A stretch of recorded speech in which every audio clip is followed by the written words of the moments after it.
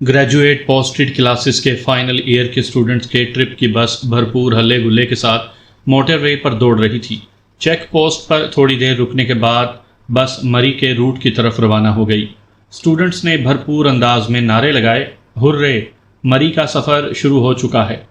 Madam Areeba और sir Hasnain लड़के लड़कियों की इन शरारत भरी हरकतों पर मुस्कुराए जा रहे थे। मुझे उस वक्त बहुत अच्छा लगता है जब गाड़ी गोल चक्कर काटती हुई पहाड़ पर चढ़ती है और हम ज़मीन को पीछे छोड़ते हुए बुलंदियों को छूने लगते हैं। मिस अरीबा ने सीट से पुश्त टिकाते हुए लंबा सांस खींचा। वाकई मन तमाम तफक्कुरात से आज़ाद होकर खुशियों की फ़िज़ा में झूमने लगता है। सर हसनान ने भी अपनी राय दी। पीछे से एक स्टूडेंट ने सर हसनान की बात सुनकर कहा, थोड़ा सा इंतज़ार कर लें सर, हम हवा में प्रवास करने वाले हैं। सर हसनान ने मुस्कुराते हुए मिस अरीबा की तरफ देखा। मिस अरीबा बस की आखिरी सीट पर बैठे 4 स्टूडेंट्स की तरफ देख रही थी। सर हसनान ने महसूस किया कि मिस अरीबा यकदम संजीदा हो गई हैं। क्या बात है, आप वहाँ पीछे क्या देख रही हैं? जो मैं महसूस कर रही हूँ, क्या वो तुम महसूस नहीं कर रहे? मैं उन 4 स्टूडेंट्स की बात कर रही हूँ जो आखिरी सीट पर बैठे हैं। हाँ, देख रहा हूँ कि दूसरे स्टूडेंट्स के शोर शराबे में वो चारों मुसलसल खामोश हैं, लेकिन ये कोई नई बात नहीं। अमीरजादों की ये बिगड़ी हुई औलाद ऐसी ही है। ये चारों बहुत मूडी हैं, उनकी अपनी ही दुनिया है। तुम उनके बारे में क्यों सोच रही हो? क्या तुम उन्हें जानती नहीं? उन्हें जानती हूँ, इसीलिए तो परेशान हूँ। पुररौनक माहौल में किसी एक इंसान की खामोशी किसी तूफ़ान का पेश खैमा होती है। तुम्हारा वास्ता तो उनके साथ रहता है, तुम उनके बारे में कितना जानते हो? छोड़ो, इस कदर पुरमज़ा सफ़र को मैं बोर नहीं करना चाहता। अभी चढ़ाइयों का सफ़र शुरू नहीं हुआ, अभी बात कर लेते हैं। ठीक है, अगर तुम्हें बहुत शौक़ है तो बताता हूँ। हूरिया, विशा, ख़याम और फ़हर जावेद चारों क्लास के नालायक तरीन स्टूडेंट्स हैं। ये तो मैं भी अच्छी तरह जानती हूँ। मुझे तो इस बात पर हैरत होती है कि ये चारों यूनिवर्सिटी तक कैसे पहुँच गए। इनकी तालीमी हालत देखकर तो बिल्कुल नहीं लगता कि ये फ़ाइनल ईयर के स्टूडेंट्स हैं। मैंने इन चारों में कुछ अजीब सी बातें महसूस की हैं, इसलिए मैं तुमसे इनके बारे में पूछ रही हूँ। तुम बताओ कि तुमने क्या महसूस किया है, फिर मैं तुम्हें मज़ीद कुछ बताऊँगा। अरीबा ने इर्द गिर्द के माहौल पर नज़र डाली और फिर आहिस्तगी से कहने लगी, ये चारों हमेशा ही साथ रहते हैं। इन्हें एक दूसरे की पल पल की खबर होती है। गुज़िश्ता कुछ दिनों से ये चारों क्लासेस ज्वाइन नहीं कर रहे। ये नहीं होता कि आज हूरिया क्लास में नहीं और कल विशा नहीं, ये चारों ही क्लास से गायब होते हैं। मैंने एक स्टूडेंट को इन चारों का ताक़ुब करने को कहा। उस स्टूडेंट ने बताया कि वो चारों बार बार यूनिवर्सिटी के म्यूज़ियम में जाते हैं और कभी कभी यूनिवर्सिटी के ऐसे हिस्से में जाते हैं जहां उन्हें तन्हाई मैसर आए। हसनान की तमाम तर तवज्जो अरीबा की तरफ मरकूज़ हो गई। म्यूज़ियम में वो चारों क्या कर रहे थे? तुमने उस स्टूडेंट से पूछा? अरीबा ने तज़ब्ज़ुब की सी कैफियत में अपने सर को झटका। उस स्टूडेंट का कहना था कि इन चारों ने म्यूज़ियम से कुछ चुराया है, कुछ छोटे छोटे स्टफ्ड, मगर जब मैंने उन चारों की तलाशी ली तो मुझे उनसे कुछ नहीं मिला और म्यूज़ियम की अशिया में कुछ कमी नहीं लगी। हसनान ने अरीबा की सीट पर हाथ रखा, मगर मुझे कुछ मिला था।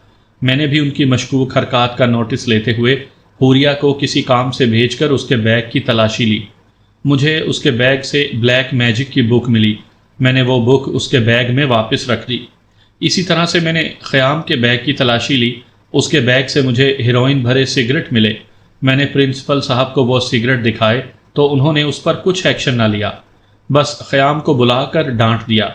ये भी हो सकता है ये चारों ही ड्रग्स लेते हों। वो दोनों जूं जूं उन 4 स्टूडेंट्स की बात करते जा रहे थे, वो तफरीह भरे माहौल से कटते जा रहे थे। एक स्टूडेंट बंदर की तरह छलांग लगाकर उन दोनों के दरमियान में आ गया। सर, आप क्यों इस कदर संजीदा बैठे हैं? आपने जो कहा था क्या वो भूल गए? आपने कहा था कि ट्रिप पर जाएंगे तो मैं तुम्हारा उस्ताद नहीं तुम्हारा दोस्त बनकर रहूँगा। हसनान ने मुस्कुराते हुए अरीबा की तरफ देखा। और मिस अरीबा, ये भी तुम्हारी टीचर नहीं है? अरीबा ने घूर कर हसनान की तरफ देखा। जी नहीं, मैंने इनसे ऐसी कोई बात नहीं कही थी। 3 स्टूडेंट मजीद खड़े हो गए। हम कुछ नहीं जानते, आप दोनों हमारे साथ इंताक्षरी खेलें।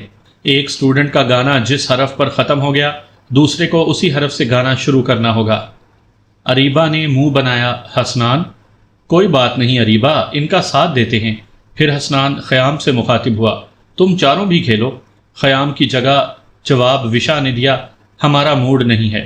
اریبا نے سر کو خفیف سا جھکایا، یہ لڑکی وشا مجھے تو ایک آنکھ نہیں بھاتی، ناک میں نتنی اور جینز کے ساتھ شارٹ شرٹ، مہذب گھروں کی لڑکیوں کے یہ طور طریقے نہیں ہوتے۔ باغی لوگ ہر اس روایت سے بغاوت کرتے ہیں جو ان پر زبردستی مسلط کی جائے، چاہے وہ ان کے فائدے کے لیے بھی ہو۔ تم انہیں چھوڑو، انتاکشری کھیلتے ہیں، حسنان نے کہا۔ جب انتاکشری کا کھیل شروع ہوا تو ہنسی اور مذاق میں کب 20 کلومیٹر کا فاصلہ طے ہو گیا پتہ بھی نہ چلا۔ حسنان نے شیشے سے باہر جھانک کر زوردار نعرہ لگایا، بس اب کھیل ختم، پہاڑی سلسلہ شروع ہو چکا ہے، لیٹس انجوائے اٹ، مجھے یہ سب بہت پسند ہے۔ اریبا نے مسکراتے ہوئے لمبا سانس کھینچا، دل چاہتا ہے کہ قدرت کے بنائے ان دل فریب مناظر کو آنکھوں میں جذب کر لوں۔ دیو ہیکل پہاڑوں پر لگے چیڑ کے درخت جیسے آسمان کی بلندیوں کو چھو رہے تھے۔ کچھ فاصلے کے بعد بس ایک ناہموار تنگ سڑک پر گولائی میں چکر کاٹتی ہوئی پہاڑی پر چڑھنے لگی۔ سانپ کی طرح لہریں بناتی ہوئی سڑک کو پیچھے چھوڑ کر ہم آسمان کو چھو رہے ہیں، ایک لڑکے نے ونڈو اسکرین کی طرف دیکھتے ہوئے نعرہ لگایا۔ پہاڑی سلسلوں کا پر لطف سفر سبھی لڑکے لڑکیوں کے لیے خوشی بھری تفریح کا باعث تھا۔ تقریباً سبھی قدرت کے ان شاہکاروں کی پر اسرار خوبصورتی میں محو تھے۔ پر مزہ ہونے کے ساتھ ساتھ یہ سفر انتہائی پر خطر بھی تھا۔ کچھ سفر کے بعد اب بس بلند ترین چڑھائیوں کی طرف رواں دواں تھی۔ ونڈو اسکرین سے کھائیوں کی طرف دیکھتے تو سر چکرا جاتا۔ پروفیسر حسنان نے اسٹوڈنٹ سے کہا، یہاں پر لینڈ سلائیڈنگ کا خطرہ ہوتا ہے اور یہ راستہ بھی دشوار گزار ہے، خاص طور پر ایک بھری ہوئی بس کے لیے، اس لیے تم سب درود شریف کا ورد کرتے رہو۔ بلند ترین چڑھائیوں کے بعد مری سے پہلے آنے والے چھوٹے چھوٹے قصبوں کا سلسلہ شروع ہو گیا۔ پہاڑوں پر لوگوں کے بے ترتیب گھروں کی آبادی حیران کن تھی۔ کہیں گھر پہاڑوں کی چوٹیوں پر دکھائی دیتے اور کہیں کھائیوں میں پہاڑوں کے کناروں پر آویزاں دکھائی دیتے۔ جس علاقے سے ان کی بس گزر رہی تھی وہ بلند ترین پہاڑی سلسلہ تھا۔ خیام اور فواد نے اپنے اپنے بیگ سنبھالے اور بس کے دروازے کے قریب بس کا راڈ پکڑ کر کھڑے ہو گئے۔ تم لوگ اپنی سیٹ پر بیٹھ جاؤ، یہ سفر اس طرح کھڑے ہو کر کرنے والا نہیں ہے، حسنان نے ان دونوں سے کہا۔ خیام نے دھیرے سے پوچھا، یہ پڑوکسل کا علاقہ ہے؟ ہاں، حسنان نے سرسری سا جواب دیا۔ خیام کے قریب بیٹھے ہوئے لڑکے نے مضحکہ آمیز انداز میں کہا، کیوں، تم نے یہاں سے چھلیاں لینی ہیں؟ سارے اسٹوڈنٹس ہنس پڑے۔ وشا اور حوریہ بھی خیام اور فواد کے ساتھ کھڑی ہو گئیں۔ اس بار انہیں مس اریبا نے ڈانٹا، تم لوگوں کو بات سمجھ نہیں آتی، جاؤ جا کے اپنی اپنی سیٹس پر بیٹھو۔ فواد کے چہرے پر مکروہ مسکراہٹ بکھر گئی، جس کے ساتھ ہی اس نے چلتی ہوئی بس کا دروازہ کھول دیا۔ پھر ان چاروں نے ایک دوسرے کا ہاتھ تھامے گہری کھائی میں اس طرح چھلانگ لگا دی جیسے انہوں نے پیراشوٹ باندھ رکھے ہوں اور انہیں گرنے کا خطرہ نہ ہو۔ روکو، گاڑی روکو، پروفیسر حسنان نے چلا کر ڈرائیور سے کہا۔ ڈرائیور نے ایمرجنسی بریک لگائی اور بس سڑک کے کنارے پر زوردار جھٹکے سے جا رکی۔ پروفیسر صاحب، اس سڑک پر بس روکنا انتہائی خطرناک ہو سکتا ہے، ہمارے لیے بھی اور دوسروں کے لیے بھی، مگر ہمارا اس جگہ اترنا ضروری ہے۔ تم ایسا کرو کہ مجھے اور اریبا کو اور ان 3 لڑکوں کو ادھر چھوڑ دو، باقی طالب علم گاڑی میں ہی بیٹھے رہیں۔ 2 کلومیٹر کے فاصلے پر ہوٹل ہے، وہاں اسٹوڈنٹس کو چھوڑ کر واپس آ جانا۔ جیسا پروفیسر حسنان نے کہا ڈرائیور نے ویسا ہی کیا۔ پروفیسر حسنان اریبا کے ساتھ عارفین، حیدر اور بلال وہیں اتر گئے۔ اس اچانک پریشانی نے پروفیسر اور اریبا کے ہوش اڑا دیے۔ ٹرپ کے ساتھ جانے کی ساری خوشی ہوا ہو گئی۔ وہ پانچوں سڑک کے ساتھ پہاڑی سلسلے میں بکھر گئے۔ وہ چاروں انسان تھے یا آسیب؟ اس کھائی میں کس طرح کھو گئے؟ یہاں تو اس قدر گہرائی اور خوفناک پہاڑ ہیں کہ کوئی زندہ ہی نہیں بچ سکتا۔ حسنان نے چاروں طرف نظر دوڑائی۔ عارفین، حیدر اور بلال بھی تھک ہار کر واپس آ گئے۔ سر، ان چاروں کا کچھ پتہ نہیں چلا، ہمیں تو لگتا ہے کہ ان چاروں نے خودکشی کی ہے۔ عارفین نے اپنی پھولی ہوئی سانس کے ساتھ اپنی رائے دی۔ اریبا تذبذب کی کیفیت میں بولی، تم لوگوں کا دماغ خراب ہو گیا ہے، وہ یہاں کیا خودکشی کرنے آئے تھے؟ حسنان جو فرسٹریشن میں ادھر ادھر ٹہل رہا تھا چڑ کر بولا، اگر خودکشی کرنی بھی تھی تو ہمارے ساتھ آنے کی کیا ضرورت تھی؟ کہیں پر بھی اپنا شوق پورا کر لیتے۔ اب ہم یونیورسٹی والوں کو اور ان چاروں کے پیرنٹس کو کیا جواب دیں گے؟ حسنان، باتیں کر کے وقت برباد نہ کرو، ہمیں پولیس اور ریسکیو کی مدد لینی ہوگی۔ حسنان نے اریبا کی بات سنتے ہی پولیس اور ریسکیو کے نمبر ملائے اور ان سے مدد مانگی۔ اریبہ نے ان چاروں اسٹوڈنٹس کے والدین کو فون کر کے ساری صورتحال بتائی اور یونیورسٹی کے پرنسپل کو بھی ساری صورتحال سے آگاہ کیا۔ یہ خبر ملتے ہی ان چاروں کے والدین نے کوہرام برپا کر دیا۔ پروفیسر حسنان اریبہ سے جھگڑ پڑا، ابھی یہ خبر بتانے کی کیا ضرورت تھی؟ فون کالز کی وجہ سے ہم اپنا کام ٹھیک طرح سے نہیں کر پائیں گے۔ یہ خبر سننے کے بعد ان لوگوں کا رد عمل کچھ بھی ہو مگر انہیں حالات سے آگاہ کرنا ضروری تھا۔ تم پولیس اور ریسکیو سے رابطہ کرو۔ اریبہ نڈھال ہو کر بڑے سے پتھر پر بیٹھ گئی۔ حسنان بھی اس کے قریب بیٹھ گیا۔ یہ واقعی ایسی جگہ پر ہوا ہے کہ جب تک ریسکیو یا پولیس یہاں تک پہنچے گی بہت دیر ہو چکی ہوگی۔ کتنی ہی دیر کیوں نہ لگ جائے، وہ چاروں ملیں یا نہ ملیں، لیکن ہمیں ان کی تلاش میں کوئی کمی نہیں چھوڑنی ہوگی۔ اریبہ کی بات سنتے ہی حسنان نے ریسکیو سے رابطہ کیا۔ اس کے بعد وہ اریبہ سے گویا ہوا، میں نے فون کر دیا ہے، تھوڑی دیر تک ریسکیو کی ٹیم روانہ ہو جائے گی، ہم سب مل کر ان چاروں کو ڈھونڈیں گے۔ ہمیں دوسرے اسٹوڈنٹس کا بھی خیال رکھنا ہوگا۔ میں ڈرائیور سے کہہ دیتا ہوں، وہ تمہیں لے جائے گا، میں تمہارے پاس ہی رکوں گی۔ سمجھا کرو، دوسرے اسٹوڈنٹس کے پاس بھی تو کسی کو ہونا چاہیے۔ حسنان نے ڈرائیور کو فون کیا۔ تقریباً آدھے گھنٹے کے بعد ڈرائیور وہاں پہنچ گیا۔ حسنان کے کہنے پر وہ کچھ کھانے پینے کی اشیاء بھی لے آیا تھا۔ اریبہ اس کے ہمراہ چلی گئی۔ سامعین کرام، آپ سن رہے ہیں ایک خوفناک اردو کہانی جس کا نام ہے خناس۔ یہ اس سلسلے کی پہلی قسط ہے۔ مجھے امید ہے آپ کو میری یہ کاوش پسند آئے گی۔ گہری کھائیوں کے گھمبیر پہاڑوں میں سے ایک پہاڑ کی تاریک غار سے سرگوشیوں کی آوازیں آ رہی تھیں۔ سامنے سے اس غار کا منہ چھوٹا تھا مگر اندر سے وہ وسیع اور گہری تھی۔ ٹارچ کی دھیمی روشنی میں حوریہ، فواد، خیام اور وشا پتھر سے پشت لگائے غار کے اندر ایک کونے میں بیٹھے ہوئے تھے۔ وشا کے بازوؤں پر شدید چوٹ آئی تھی۔ خیام اس کے زخم پر مرہم لگا رہا تھا۔ وشا کے حلق سے سی سی کی آوازیں نکل رہی تھیں۔ اس نے خیام کی طرف دیکھا۔ مجھے تو تمہارا اور فواد کا پلان بالکل سمجھ میں نہیں آ رہا۔ ہم یہاں سے کس طرح نکلیں گے؟ ایک تو راستہ دشوار اور دوسری طرف پروفیسر حسنان، جس گھر کی تم بات کر رہے ہو وہاں تک ہم کیسے پہنچیں گے؟ خیام نے دھیرے سے وشا کے ہاتھ کو اپنے ہاتھ میں لے لیا۔ یہ تمہارا مسئلہ نہیں، تم صرف اپنا خیال رکھو، میں اور فواد سب سنبھال لیں گے۔ ہم دونوں نے سب کچھ پلان کر رکھا ہے، بس تم اور حوریہ اس بات کا خیال رکھو کہ پروفیسر حسنان ہم تک نہ پہنچیں۔ فواد اور حوریہ نے اپنے بیگ کے بیلٹس ٹائٹ کیے اور خیام کے قریب آئے۔ خیام، جلدی ڈریسنگ کرو، ہمیں یہاں سے نکلنا ہے، فواد نے کہا۔ خیام نے فواد کی طرف دیکھا۔ پروفیسر حسنان اور اس کے ساتھ بہت سے لوگ ہمیں ڈھونڈ رہے ہیں، ابھی باہر نکلنا ٹھیک نہیں ہوگا، لیکن ہمارا اس طرح کسی ایک جگہ رکنا بھی تو ٹھیک نہیں۔ جو ہماری منزل ہے وہاں تک پہنچنے میں زیادہ وقت نہیں لگے گا، اس جگہ پہنچنے کے بعد ہمیں کوئی ڈھونڈ نہیں سکتا۔ خیام نے اپنا بیگ اٹھایا اور فواد کے سامنے کھڑا ہو گیا۔ تم جلد بازی سے کام لے رہے ہو، اس غار میں ہم محفوظ ہیں۔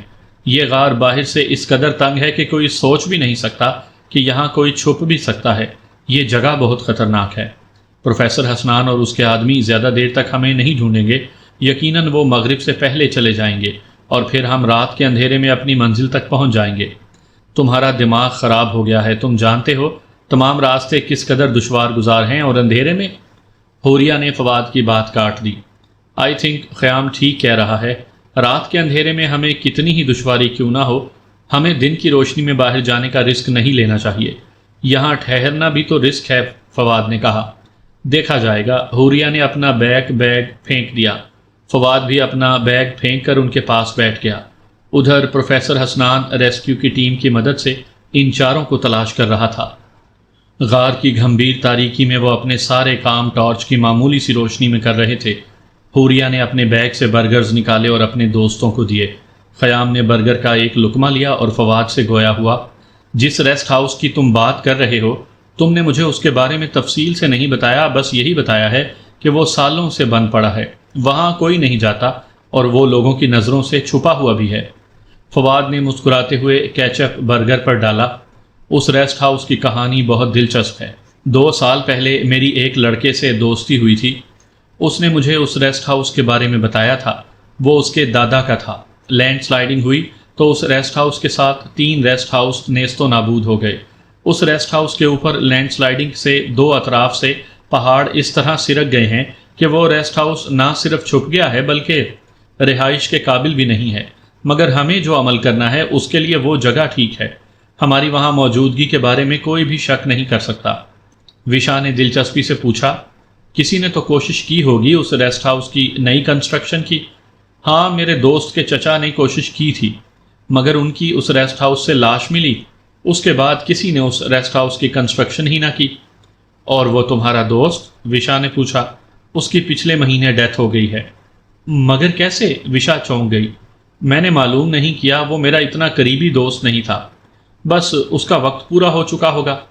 حوریہ نے سراسیمہ نگاہوں سے فواد کی طرف دیکھا۔ کہیں اس ریسٹ ہاؤس میں آصف کا سایہ تو نہیں؟ اگر آصف کا سایہ نہیں ہے تو ہم وہاں جا رہے ہیں نا، آصف کا سایہ ہو جائے گا۔ خیام اونچی اونچی آواز میں ہنسنے لگا۔ فواد نے اس کے منہ پر ہاتھ رکھ دیا۔ آواز بند کرو اپنی، ہم سب کو مروانے کا ارادہ ہے۔ وشا نے تنزیہ نگاہ سے فواد کی طرف دیکھا۔ تم الٹ بول رہے ہو، ہم تو زندگی سے بھاگ رہے ہیں اور موت کی طرف بڑھ رہے ہیں۔ فواد چڑ گیا۔ ہم تمہیں اپنے ساتھ زبردستی نہیں لائے، تم خود آئی ہو۔ ابھی بھی وقت ہے، اگر ہمارے ساتھ نہیں جانا چاہتی تو پروفیسر حسنان کے ساتھ چلی جاؤ۔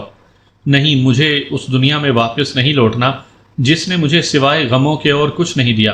مجھے اپنے ایک ایک دکھ کا حساب لینا ہے اس دنیا سے۔ وشا سنجیدہ ہو گئی۔ پروفیسر حسنان نے ریسکیو کی ٹیم کے ساتھ ان چاروں کو ڈھونڈنے کی بہت کوشش کی۔ ان چاروں کے گھر والے بھی پہنچ گئے تھے، وہ بھی اپنے طور پر ان چاروں کو ڈھونڈتے رہے، مگر وہ سب ناکام رہے۔ بالآخر اندھیرا ہونے پر ان سب کو واپس لوٹنا پڑا۔ ان چاروں کے گھر والے بھی پروفیسر حسنان کے ساتھ ہوٹل لوٹ گئے۔ رات کا اندھیرا ہونے پر فواد، خیام، وشا اور حوریہ غار سے نکلے اور انتہائی مشکل سے سڑک تک پہنچ گئے اور ریسٹ ہاؤس کی طرف چل پڑے۔ بہت مہارت اور ہوشیاری سے وہ ریسٹ ہاؤس کے قریب پہنچنے میں کامیاب ہو گئے۔ رات کے اندھیرے میں پہاڑوں میں چھپا ہوا ریسٹ ہاؤس بالکل بھی دکھائی نہیں دے رہا تھا۔ انہیں ریسٹ ہاؤس ڈھونڈنے میں کافی دیر لگی۔ فواد اور خیام اپنی اپنی ٹارچ سے ریسٹ ہاؤس کے اندر داخل ہونے کا راستہ ڈھونڈنے لگے۔ وشا اور حوریہ بہت تھک گئی تھی، وہ دونوں ایک بڑے سے پتھر پر بیٹھ گئیں۔ خیام نے فواد کو آواز دی، ادھر آؤ فواد، دروازہ مل گیا ہے۔ فواد خیام کے پاس گیا، اس نے دروازے کو چھوا، اس پر تو قفل لگا ہوا ہے۔ ان دونوں نے دروازے کا قفل توڑا۔ حوریہ اور وشا بھی سامان اٹھائے ان دونوں کی طرف بڑھ گئیں۔ جو ہی خیام نے دروازہ کھولا، دھول سے اسے کھانسی آنے لگی۔ حوریہ نے آگے بڑھ کر مکڑی کے بڑے بڑے جالے صاف کیے اور وہ چاروں اندر داخل ہو گئے۔ اندر داخل ہوتے ہی فواد نے دروازہ بند کر دیا اور وہ چاروں خود کو قدرے محفوظ سمجھنے لگے۔ وہ جوں جوں آگے بڑھ رہے تھے، دھول اور بڑے بڑے جالوں سے انہیں سانس لینا دشوار ہو رہا تھا۔ یہ چھوٹا سا ریسٹ ہاؤس 3 کمروں، ایک کچن اور ایک باتھ روم پر مشتمل تھا۔ ساری عمارت انتہائی خستہ حال تھی۔ دراڑیں پڑی ہوئی، چھتیں جگہ جگہ سے ٹوٹی ہوئی، فرش دھول، مٹی اور پتھروں سے بھرا ہوا تھا۔ وشا اپنے کپڑے جھاڑتے ہوئے اکتاہٹ میں بولی، یہ ریسٹ ہاؤس نہیں، کھنڈر ہے۔ خیام فرش سے نوکدار پتھر اٹھا کے راستہ صاف کرنے لگا۔ جیسا بھی ہے، ایک کمرہ تو مل کر صاف کرنا ہی ہوگا تاکہ ہم رات گزار سکیں۔ حوریہ نے کمرے کے چاروں اطراف میں ٹارچ گھمائی۔ تھوڑا بہت صاف کر لیتے ہیں، باقی دن کی روشنی میں صاف کر لیں گے۔ یہاں پر کون سا بجلی ہے؟ اندھیرے میں اس طرح چیزوں کو الٹ پلٹ کرنا ٹھیک نہیں ہے۔ وہ چاروں جس کمرے میں کھڑے تھے وہ حال نما بڑا کمرہ تھا۔ کمرے کے فرنیچر کو کپڑے سے ڈھانپا ہوا تھا۔ سفید کپڑوں کی حالت دیکھ کر اندازہ ہو رہا تھا کہ دیمک نے اس فرنیچر کا کیا حال کیا ہوگا۔ دیوار پر انتہائی پرانی طرز کی وال کلاک لگی ہوئی تھی۔ دیوار کے ساتھ آتش دان تھا جس پر سفید جالی کے پردوں کی طرح جالے لٹک رہے تھے۔ وہ چاروں سردی سے تھر تھر کانپ رہے تھے۔ حوریہ اپنے کندھے سکیڑے آتش دان کے قریب آئی۔ کاش یہاں آگ جل جائے، ہم سارے ادھر ہی رات گزار لیں گے۔ وشا بھی حوریہ کے قریب آ گئی۔ اگر ایسا ہو جائے تو کیا ہی بات ہے، لیکن ہمیں لکڑیاں ملیں گی کہاں سے؟ فواد نے ایک کرسی پر سے کپڑا اتارا۔ یہ گلا سڑا فرنیچر کس کام آئے گا؟ یہ کہہ کر فواد نے کرسی کو، جس کو دیمک نے جگہ جگہ سے کھوکھلا کر دیا تھا، 2-3 ضربیں لگائیں۔ کرسی 2-3 حصوں میں ٹوٹ گئی۔ آتش دان صاف کرنے کے بعد خیام اور وشا وہاں لکڑیاں رکھ کر آگ جلانے لگے اور فواد اور حوریہ کمرے کی تھوڑی بہت صفائی کرنے لگے۔ خیام نے لکڑیاں ترتیب سے رکھ کر اپنے لائٹر سے ان میں آگ لگا دی۔ آگ جل گئی تو وہ چاروں آتش دان کے قریب بیٹھ گئے۔ حوریہ اپنے کندھے سکیڑے چھت کی طرف دیکھ رہی تھی۔ فواد، یہ چھت اس قدر خستہ حال ہے، نہ جانے کب ہمارے اوپر آ گرے۔ گرتی ہے تو گر جائے۔ ہر جنگ جیتنے کے لیے ضروری ہے کہ تم ہر طرح کا ڈر اپنے اندر سے نکال پھینکو۔ آسانیوں بھری زندگی بھی کوئی زندگی ہے؟ زندگی میں ایڈونچر ہونا چاہیے، چیلنجز ہونے چاہیے۔ حوریہ جیسے تپ گئی۔ تم اچھی طرح جانتے ہو کہ میں بزدل نہیں ہوں، لڑکی ہونے کے باوجود سینے میں پتھر جیسا دل رکھتی ہوں، مگر کسی غیر محفوظ جگہ کو محفوظ کہنا تو حماقت ہے، اور میں احمق نہیں ہوں۔ میں تو یوں ہی کہہ رہا تھا، تمہارا اس مشن میں ہونا ہی تمہاری بہادری کی دلیل ہے۔ اس مشن میں آنے والے ہر فرد کا سینہ پتھر کا ہی ہے، جس پر احساسات چھید نہیں کر سکتے۔ ہمارے والدین خواہ مخواہ ہمیں ڈھونڈ رہے ہیں، انہیں چاہیے کہ ہمیں مردہ تصور کر کے اپنے گھروں کو لوٹ جائیں۔ خیام نے بھی فواد کی تائید کی۔ اب ہمیں وہ ہمارے حال پر چھوڑ دیں، ہم ان کی اولاد تھوڑی ہیں، ہم تو ان کے ہاتھوں کٹ پتلیاں ہیں۔ اب ہم وہی کچھ کریں گے جو ہمارا دل چاہے گا۔ حوریہ نے فواد کے ہاتھ پر اپنا ہاتھ رکھا۔ ہمیں ان جیسا عام انسان نہیں، ہمیں تو خاص بننا ہے۔ اس ساری گفتگو میں وشا خاموش تھی۔ وہ بیٹھے بیٹھے کہیں کھو گئی تھی، سوچوں کے دریچوں سے اپنے ماضی میں جھانکنے لگی تھی، جہاں اس کی ماں اس پر اپنی محبتیں نچھاور کر رہی تھی۔ وہ اپنی ماں باپ کی اکلوتی اولاد تھی۔ ڈیڈی انتہائی مصروف رہتے تھے، مگر ماں کی محبت جیسے اس کی ہر کمی پوری کر دیتی تھی۔ ڈیڈی کا امپورٹ ایکسپورٹ کا بزنس تھا، وہ زیادہ تر بیرون ملک ہی رہتے، اگر گھر پر ہوتے تو اپنے آفس میں نیٹ پر مصروف رہتے۔ وہ 16 برس کی ہوئی تو تقدیر نے اس سے جیسے اس کی ساری خوشیاں چھین لیں۔ اس کی والدہ کا انتقال ہو گیا۔ ڈیڈی نے تو 2 ماہ بھی صبر نہ کیا اور نئی شادی رچا لی۔ سوتیلی ماں کے برتاؤ نے وشا کی شخصیت میں جو تبدیلیاں پیدا کیں، اس سے اس کی راہیں گم ہو گئیں۔ اپنے ہی گھر میں انجان ہونے کے احساس نے اسے بے گھر کر دیا۔ خیام نے وشا کے سر پر تھپکی دی۔ تم کہاں کھو گئی ہو؟ وشا کے لبوں پر پھیکی سی مسکراہٹ بکھر گئی۔ کچھ نہیں، میں یہ سوچ رہی تھی کہ جب ہم والدین کے گھر میں اپنے مجسم وجود میں اپنا آپ کھو دیتے ہیں تو وہ ہمیں ڈھونڈنے کی کوشش نہیں کرتے، مگر جب ہمارا وجود ان کی آنکھوں سے اوجھل ہوتا ہے تو ہمیں تلاش کرتے ہیں۔ خیام نے اپنی جیکٹ اتار کر وشا کے کندھوں پر ڈال دی۔ اب وہ ہمیں جتنا بھی ڈھونڈ لیں ہم تک نہیں پہنچ سکتے۔ باتیں کرتے کرتے کب ان کی آنکھ لگ گئی انہیں پتہ ہی نہ چلا۔ چھت کی دراڑوں میں سے اور بند کھڑکیوں کے چرے ہوئے دروازوں میں سے سورج کی روشنی چھن چھن کر ان کے چہروں پر پڑی تو وہ نیند سے بیدار ہوئے۔ فواد، حوریہ اور خیام دھیرے دھیرے آنکھیں کھول رہے تھے، مگر وشا کو پانی کی طلب ہو رہی تھی۔ وہ آنکھیں ملتی ہوئی اٹھ بیٹھی۔ اس نے اپنے قریب پڑی ہوئی پانی کی بوتل اٹھائی اور اس کا ڈھکن کھول کر بوتل منہ سے لگا لی۔ اس کی نظر ارد گرد کے ماحول پر پڑی تو اس کی آنکھیں پھٹی کی پھٹی رہ گئیں۔ کمرے کا ماحول تبدیل ہو چکا تھا۔ فرش صاف ستھرا تھا، اس پر گندگی نام کی کوئی چیز نہیں تھی۔ گندے کپڑوں سے ڈھانپا ہوا بوسیدہ فرنیچر نئے فرنیچر کی طرح دمک رہا تھا۔ پانی وشا کے منہ میں ہی رہ گیا۔ اس نے بمشکل پانی حلق میں اتارا تو خیام کو جھنجھوڑتے ہوئے اٹھانے لگی۔ خیام، اٹھو، کیا بات ہے؟ سخت نیند آ رہی ہے، ایک سورج سونے نہیں دے رہا، اوپر سے تم۔ وشا نے ایک بار پھر اسے جھنجھوڑ کے رکھ دیا۔ اٹھو خیام۔ وشا کی گھبرائی ہوئی آواز سے فواد اور حوریہ بھی اٹھ کر بیٹھ گئے۔ خیام بڑبڑاتا ہوا اٹھ بیٹھا۔ اب بتاؤ کیا مصیبت آ گئی ہے؟ میری طرف نہیں، سامنے دیکھو۔ وشا نے اس کا چہرہ سامنے کی طرف موڑ دیا۔ خیام کے ساتھ ساتھ فواد اور حوریہ کی بھی حیرت میں ڈوبی ہوئی آواز نکلی۔ او مائی گاڈ، یہ سب کیسے ہو گیا؟ فواد نے پھرتی سے اپنے بیگ سے اپنی پسٹل نکالی۔ اس کا مطلب ہے کہ یہاں پر کوئی ہے۔ ہاں بلا شبہ، ہمارے آنے سے پہلے یہاں کوئی رہتا ہوگا۔ وہ چاروں یکدم چوکنے ہو گئے۔ حوریہ اور وشا دھیرے دھیرے چلتے ہوئے فرنیچر کے قریب آئی۔ حوریہ نے صوفے کو چھوا۔ ایک رات میں کوئی انسان اتنی صفائی کیسے کر سکتا ہے؟ وہ بھی تب جب یہاں بجلی بھی نہ ہو۔ صفائی کی بات تو ذہن مان سکتا ہے، مگر یہ گلا سڑا فرنیچر یہ کیسے نیا بن گیا؟ وشا صوفے کے قریب آئی۔ خیام نے بھی اپنی گن نکالی اور وشا سے مخاطب ہوا، تم دونوں یہیں ٹھہرو، ہم ابھی آتے ہیں۔ وہ دونوں ریسٹ ہاؤس کے سارے کمروں میں گئے۔ باقی کمرے بھی حال کی طرح صاف ستھرے تھے اور ان کے فرنیچر چمک رہے تھے۔ کھنڈر نما ریسٹ ہاؤس ایک خوبصورت رہائش گاہ میں تبدیل ہو گیا تھا۔ فواد اونچی اونچی آواز میں چلا رہا تھا، کون ہے یہاں؟ سامنے آؤ۔ مگر ہر طرف سناٹے یہ سرگوشی کر رہے تھے کہ یہاں برسوں سے کوئی نہیں آیا۔ ان چاروں کے علاوہ اس ریسٹ ہاؤس میں کوئی نہیں تھا۔ وہ دونوں کچن میں داخل ہوئے تو ہر چیز اپنی جگہ سلیقے سے سیٹ تھی۔ ڈائننگ ٹیبل پر گرم گرم ناشتہ لگا ہوا تھا اور اس کے ساتھ تازہ پھل پڑے تھے۔ فواد نے حیرانی سے خیام کی طرف دیکھا۔ یار، ان غیر آباد پہاڑوں پر اور اس کھنڈر میں یہ سب کچھ کیسے؟ اور پورے ریسٹ ہاؤس میں کسی انسان کا نام و نشان تک نہیں۔ خیام نے اپنا سوکھا ہوا حلق تر کیا۔ ہو سکتا ہے کہ وہ شخص باہر گیا ہو۔ باہر جانے کا دروازہ تو اندر سے بند ہے، اس کے علاوہ باہر جانے کا کوئی اور راستہ ہے ہی نہیں۔ فواد نے اپنی گن بیلٹ میں ڈال لی۔ جو کچھ بھی ہے، کسی نے یہ ناشتہ ہمارے لیے ہی تو بنایا ہے۔ میز پر پوری 4 پلیٹیں پڑی ہیں، خیام نے کہا، مگر ہم یہ چیزیں نہیں کھا سکتے۔ مجھے تو کچھ سمجھ میں نہیں آتا کہ آخر یہ سب ہو کیا رہا ہے۔ فواد نے بے چینی سے ارد گرد دیکھا تو اس کی نظر کچن کی دیوار پر ٹھہر گئی، جہاں کسی نے خون سے لکھا تھا، طلسماتی اور سنسناتی دنیا میں تمہارا خیر مقدم۔ وشا، حوریہ، جلدی آؤ۔ خیام کے پکارنے پر وشا اور حوریہ کچن میں داخل ہوئیں۔ دونوں تحریر پڑھ کر دم بخود رہ گئیں۔ یہ تحریر اس بات کا ثبوت ہے کہ اس ریسٹ ہاؤس میں کسی ماورائی قوت کا بسیرا ہے، وشا نے کہا۔ حوریہ نے دیوار کے قریب جا کر دیوار کو چھوا تو خون میں چپچپاہٹ ابھی تک موجود تھی۔ یہ تحریر تازہ خون سے لکھی گئی ہے۔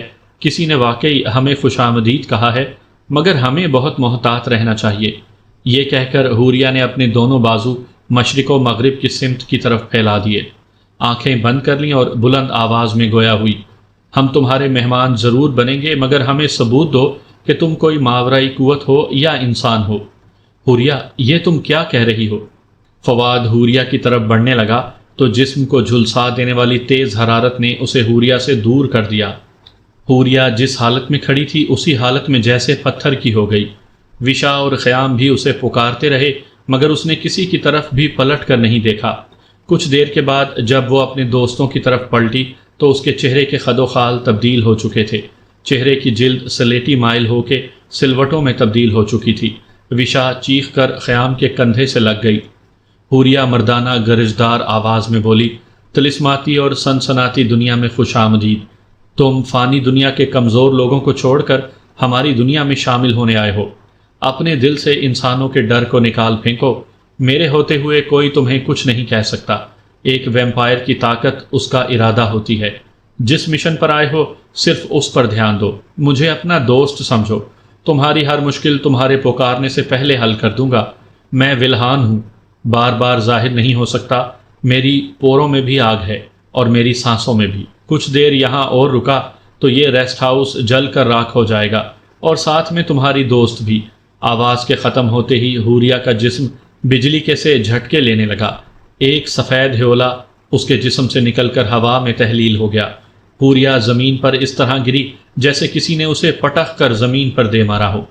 فواد نے اسے سہارا دے کر بٹھایا۔ وہ نڈھال تھی، اسے پانی پلایا گیا۔ مجھے کیا ہوا تھا؟ حوریہ نے اپنے بکھرے ہوئے بالوں کو سمیٹتے ہوئے فواد کی طرف سوالیہ نظروں سے دیکھا۔ کچھ نہیں، تمہیں چکر آ گیا تھا۔ فواد نے حوریہ کو سہارا دیتے ہوئے کھڑا کیا۔ وہ چاروں ڈائننگ ٹیبل کی کرسیوں پر بیٹھ گئے۔ بھوک تو بہت لگی ہے، کیا خیال ہے؟ خیام نے فواد سے پوچھا۔ فواد نے لاپرواہی سے کہا، دیکھا جائے گا، شروع کرو۔ حوریہ نے پلیٹوں کے اوپر ہاتھ رکھ لیے۔ یہ کسی کی سازش بھی تو ہو سکتی ہے۔ خیام نے تمسخرانہ انداز میں حوریہ کی طرف دیکھا۔ خود ہمیں ناشتے کی پیشکش کر کے اب منع کر رہی ہو؟ کیا مطلب؟ حوریہ نے حیرت سے خیام کی طرف دیکھا۔ فواد نے مسکراتے ہوئے حوریہ سے کہا، تم ناشتہ کرو، ہم تمہیں بعد میں ساری بات بتا دیں گے۔ ان چاروں نے ناشتہ کر لیا اور اس کے بعد چاروں اپنے مشن کی تیاریوں میں مصروف ہو گئے۔ پروفیسر حسنان اور اریبہ، خیام، وشا، حوریہ اور فواد کے والدین کے ساتھ مسلسل ان چاروں کی تلاش میں مصروف تھے۔ جوں جوں وقت گزرتا جا رہا تھا ان چاروں کے والدین کے خدشات بڑھتے جا رہے تھے، جس کی وجہ سے پروفیسر حسنان اور اریبہ پر بھی دباؤ بڑھتا جا رہا تھا۔ تقریباً پورا دن ہی وہ لوگ تلاش میں مصروف رہے۔ رات کو تھک ہار کے واپس ہوٹل میں آئے تو گمشدہ اسٹوڈنٹس کے والدین اپنے اپنے کمروں میں چلے گئے۔ پروفیسر حسنان اور اریبہ اپنے اپنے کمروں کے جانے کے بجائے باہر بینچ پر ہی بیٹھ گئے۔ رات کے اندھیرے میں اس پہاڑ کا منظر بہت ہی خوبصورت تھا۔ آسمان پر ٹمٹماتے ہوئے ستارے اتنے قریب محسوس ہو رہے تھے کہ یہ گمان ہو رہا تھا جیسے وہ اس آسمان میں ہی کہیں موجود ہیں۔ پہاڑوں کے نشیب و فراز پر جگمگاتے ہوئے گھر بھی اسی طرح دکھائی دے رہے تھے جیسے قدرت نے کچھ ستارے ان پہاڑوں پر بھی پھینک دیے ہوں، مگر یہ ساری خوبصورتی حسنان اور اریبہ کے لیے بے معنی ہو گئی تھی۔ اریبہ کی آنکھوں میں نمی تیر رہی تھی۔ حسنان، یہ سب کیا ہو گیا؟ ہم کتنے شوق سے اسٹوڈنٹس کو تفریح کے لیے لے کر آئے تھے اور اس پریشانی کا شکار ہو گئے۔ مجھے تو بار بار اس غلطی کا احساس ہوتا ہے کہ ہم نے ان چاروں پر کیوں نظر نہیں رکھی۔ ان کا عجیب برتاؤ دیکھ کر ہم انہیں اپنے ساتھ لے کر ہی نہیں آنا چاہیے تھا۔ ہمارے اسٹاف کی، یونیورسٹی کی کس قدر بدنامی ہوئی ہے۔